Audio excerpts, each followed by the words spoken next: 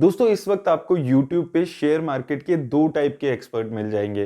पहले वो एक्सपर्ट्स हैं जो निफ्टी 18,600 से जब सिर्फ 18,500 पे ही आई थी, तभी से ये लोग बोल रहे हैं कि निफ्टी में सेल आ गई है, शेयर मार्केट में सेल लग गई है, खरीद लो खरीद लो खरीद लो। और दोस्तों आप एक चीज सोच के देखिए, आज वो खरीद लो सेल सेल करते करते निफ्टी 17,000 के नीचे आ गई है। आप ये सोच के देखिए कि क्या एक रिटेल इन्वेस्टर्स के पास इतना सारा पैसा रखा है कि वो लगातार 3 महीने से डिप सोचकर मार्केट में पैसा लगाया जा रहा है और आज भी उसके पास पैसा रखा होगा और मार्केट में लगाने का। और ऐसा नहीं है कि थोड़े बहुत सब्सक्राइबर वाले यूट्यूबर ऐसा कर रहे हैं, जिनके लाखों सब्सक्राइबर्स हैं, मिलियन में सब्सक्राइबर्स हैं, ऐसे यूट्यूबर भी लोगों को ऐसी सजेशन दे रहे हैं। दूसरे दोस्तों वो लोग हैं जो अभी बोल रहे हैं कि आप बेच दीजिए, बेचकर सारा कैश में पैसा रख लीजिए, मार्केट 11,000 जाएगी, 10,000 जाएगी, कोविड 19 की वजह से ये हो रहा है। तो कोविड 19 की वजह से मार्केट नहीं गिर रही है, मैं ये आपको बार बार बता चुका हूं, डिटेल में मैंने पिछली वीडियो में इस बारे में बात भी की थी। अब दोस्तों हो क्या रहा है, एक्चुअली ये हो रहा है कि जो लॉन्ग टर्म इन्वेस्टर्स हैं उनको ट्रेडर की सोच चिपकाई जा रही है, उनको ट्रेडर वाली सोच दी जा रही है, उनके मन से एक लॉन्ग टर्म इन्वेस्टर की सोच को निकाला जा रहा है और उनको एक ट्रेडर की सोच दी जा रही है। आप एक इसको लॉन्ग टर्म इन्वेस्टर के पर्सपेक्टिव से सोचिए।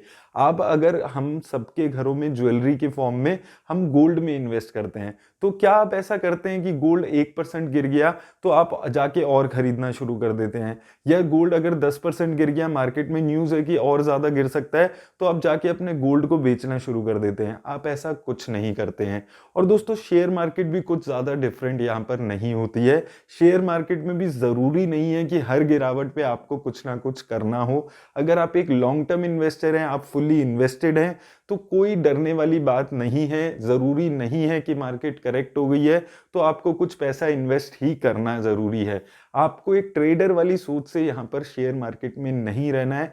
चाहे कितना भी आपको बोला जाए कि डिप पे बाय करो, अगर आपके पास पैसा नहीं है, आपने अपना एसेट एलोकेशन अपने रिस्क के हिसाब से ऑलरेडी किया हुआ है, तो जरूरी नहीं है आपको इन्वेस्ट करना है। अगर आप एसआईपी के थ्रू इन्वेस्ट करते हैं, जितना पैसा आप महीने में बचा सकते हैं वो आप एसआईपी के थ्रू इन्वेस्ट कर रहे हैं, तो आपको कुछ जरूरत नहीं है कि मार्केट अगर गिर रही है, मार्केट 20% गिरती है, 30% गिरती है, कितनी भी गिरती है, आपको कुछ एक्स्ट्रा पैसा इन्वेस्ट करने की बहुत ज्यादा जरूरत नहीं है। ये चीज आप सोच कर चलिए, क्योंकि यहाँ पर ये चीज जो कि बहुत ही एक सिंपल चीज है, किसी को बताई नहीं जा रही है। हमें ये समझाया जा रहा है कि एक हर डिप पे आपको बाय करना है।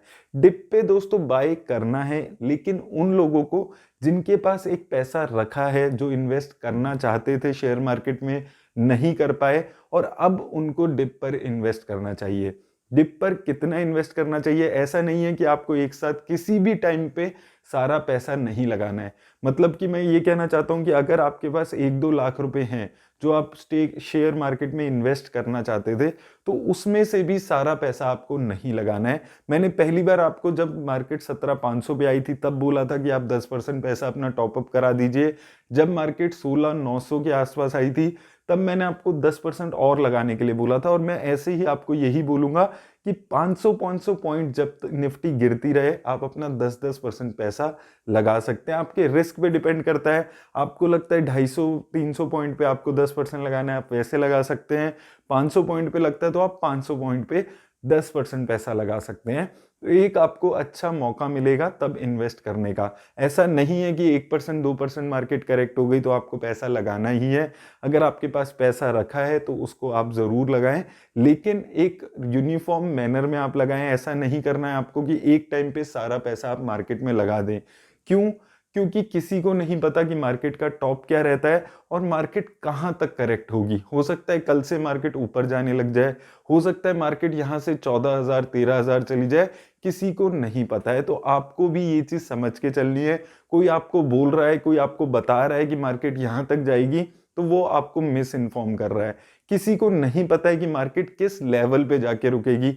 ये तो मैंने भी आपको 18,000 के लेवल पे बता दिया था कि अब मार्केट यहां से करेक्ट हो सकती है, क्योंकि एफआईआईज की सेलिंग दिख रही है, जो अभी भी दिख रही है। लेकिन ये कब रुकेगी ये कोई नहीं जानता है।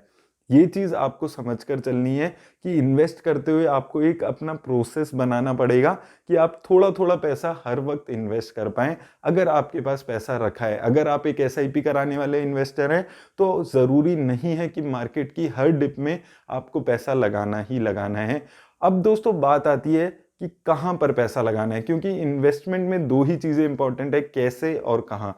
तो कैसे हमने बात कर ली, आपको कैसे पैसा इन्वेस्ट करना है। अगर हम इस वक्त पे बात करें कि आपको कहाँ पैसा लगाना है, तो देखिए दोस्तों, आप गुड क्वालिटी कंपनीज में, जो फंडामेंटली अच्छी कंपनीज हैं, उनमें यहाँ पर पैसा लगाकर चलें। बहुत ज़्यादा रिस्क इस वक्त मार्केट में आप नहीं लें, वो अभी बेटर रहेगा। जैसे कि गुड क्वालिटी बैंक्स हो गए, जैसे आईसीआईसी बैंक है, एचडीएफसी बैंक है, ये कुछ अच्छी कंपनीज हैं जो अच्छे लेवल्स पे अभी दिख रही हैं। उसके अलावा आप देखिए एचयूएल जैसी कंपनी है जो अच्छे लेवल पे है। ऐसी गुड क्वालिटी की कंपनीज में जिन्होंने पिछले कई सालों में इन्वेस्टर्स को अच्छी रिटर्न दी है, श्योर शॉट है कि आने वाले टाइम में भी आपको अच्छी रिटर्न देंगे। ऐसी कुछ कंपनीज को देखकर आप इनमें धीरे धीरे इन्वेस्ट कर सकते हैं। इससे आपको रिस्क भी ज़्यादा मार्केट में नहीं लेना पड़ेगा और आपका कुछ पैसा एक अच्छे लेवल पे इन्वेस्ट भी हो जाएगा। इसके अलावा भी मैंने एक डिटेल्ड वीडियो ऑलरेडी बनाई हुई है स्टॉक्स पे, आप वो जाकर देख सकते हैं। मैं कोशिश करूंगा वीकली ये वीडियो आपके लिए ला पाऊं, ताकि आपको हर वीक पे पता हो कि कौन से वो स्टॉक्स हैं जो अभी खरीदने लायक हो गए हैं। दूसरा दोस्तों, उन लोगों पे बात कर लेते हैं जो म्यूचुअल फंड्स में इन्वेस्ट करना चाहते हैं। तो म्यूचुअल फंड्स में अगर इस टाइम हम लमसम की बात करते हैं, तो अगर आप म्यूचुअल फंड में इन्वेस्ट करना चाहते हैं तो सबसे अच्छा, अगर आप लार्ज कैप में इन्वेस्ट करना चाहते हैं, निफ्टी 50 का इंडेक्स फंड आप ले लीजिए। क्योंकि निफ्टी 50 इंडेक्स फंड ऐसा है जो मार्केट जितना भी गिरे, क्योंकि अब आप देखिए बहुत सारे स्टॉक्स हैं जो 20 से 40% तक करेक्ट हो गए हैं। निफ्टी अभी कितना करेक्ट हुआ है? 10% के आसपास करेक्ट हुआ है। क्योंकि निफ्टी बना ही इस तरीके से है कि जो अच्छी परफॉर्मिंग कंपनीज है उनको धीरे धीरे निफ्टी 50 में जगह मिलती है, और जो खराब करने वाली कंपनीज है उनको धीरे धीरे वो आउट कर देते हैं निफ्टी 50 से। तो निफ्टी 50 इंडेक्स को आप इस वक्त ऐड कर सकते हैं, अगर आप यहाँ पर कोई म्यूचुअल फंड ऐड करना चाहते हैं। आप अगर और लार्ज कैप में इन्वेस्ट करना चाहते हैं तो निफ्टी नेक्स्ट 50 इंडेक्स फंड में इन्वेस्ट कर सकते हैं। ये 2 अच्छे इंडेक्स फंड है जिनमें आप अपना पैसा अभी लगा सकते हैं। कुछ क्वांटिटी थोड़ी इंस्टॉलमेंट में टॉपअप यहाँ पर आप इन 2 इंडेक्स में कर सकते हैं, और 500-500 पॉइंट गिरती रहे, थोड़ा थोड़ा इन्वेस्ट आप यहाँ पर कर सकते हैं। दूसरा, अगर हम बात करते हैं फ्लेक्सी कैप में आप इन्वेस्ट करना चाहते हैं, तो पराग पारिक फ्लेक्सी कैप फंड बहुत अच्छा फंड है। क्यों अच्छा है? क्योंकि वो वैल्यू ओरिएंटेड कंपनीज में हमेशा से अपना पैसा इन्वेस्ट करता आया है। बहुत ज़्यादा रिस्क वो पहले भी नहीं ले रहा था। तो यहाँ पर एक अच्छा रहने वाला है कि एक स्टेबिलिटी इस फंड में आपको लॉन्ग टर्म में देखने को मिल सकती है। आप ये देखिए कि वो उन कंपनीज में इन्वेस्ट कर रहा था जो वैसे ही बहुत ज़्यादा नहीं चली है। अगर आप इंडियन कंपनीज में देखेंगे, जैसे कि आईटीसी हो गया, बजाज होल्डिंग्स है जो अभी परफॉर्म करने लगा है, उसके अलावा हीरो मोटोकॉर्प जैसी कंपनीज हैं, पावर ग्रिड को इसने अपने पोर्टफोलियो में रिसेंटली ऐड किया है जो अभी अच्छा परफॉर्म कर रहा है। तो एक स्टेबल फंड मुझे लगता है पराग पारिक फ्लेक्सी कैप फंड। उसके अलावा अगर आप ज़्यादा रिस्क लेने वाले इन्वेस्टर हैं, स्मॉल कैप कंपनीज में इन्वेस्ट करना चाहते हैं, तो एक्सिस स्मॉल कैप फंड मुझे एक अच्छा फंड दिखता है। काफ़ी स्टेबल फंड है, गुड क्वालिटी कंपनीज को लॉन्ग टर्म के लिए अपने पोर्टफोलियो में ऐड करता है, बहुत ज़्यादा चेंजेस अपने फंड में नहीं करता है। तो कंपैरेटिवली एक स्टेबल फंड मुझे एक्सिस स्मॉल कैप फंड दिखता है। तो ये कुछ फंड्स हैं जिनमें आप इस वक्त इन्वेस्ट कर सकते हैं अपना पैसा, लेकिन बहुत सारा पैसा आपको नहीं लगाना है। अपनी एसेट एलोकेशन को आपको हमेशा याद रखना है। जितना आप रिस्क ले सकते हैं उससे ज़्यादा पैसा आपको किसी भी पॉइंट ऑफ टाइम पे मार्केट में नहीं लगाना है। ज़्यादा आपको लालच करने की ज़रूरत नहीं है कि मार्केट में डिप आया है तो आपको खरीदना ही खरीदना है। ऐसी बहुत ज़्यादा ज़रूरत नहीं होती। आपके पास पैसा रखा है जो आप इन्वेस्ट करना चाहते थे, तो ये कुछ कंपनीज, कुछ म्यूचुअल फंड्स हैं जिनमें आप अपना पैसा यहाँ पर लगा सकते हैं। लेकिन दोस्तों, एंड में मैं यही आपको बोलूँगा कि आप अपने फाइनेंशियल एडवाइज़र से बात करके अपने रिस्क के हिसाब से ही किसी कंपनी में इन्वेस्ट करें।